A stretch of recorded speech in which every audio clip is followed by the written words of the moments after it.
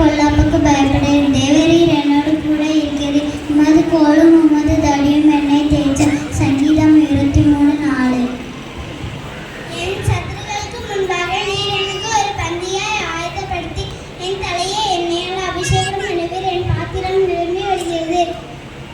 சங்கீதம் 23:5. என் ஜீவனுள்ள நாளெல்லாம் நன்மையும் கிருபையும் என்னை தொடரும். நான் கர்த்தருடைய வீட்டிலே நீடித்த நாட்களாய் நிலைத்திருப்பேன். சங்கீதம் 23:6. அவர் என்னை புல்லுள்ள இடங்களில் மேய்த்து அமர்ந்த தண்ணீர்கள் அண்டையில் என்னை கொண்டு போய் விடுகிறார். சங்கீதம் 23:2.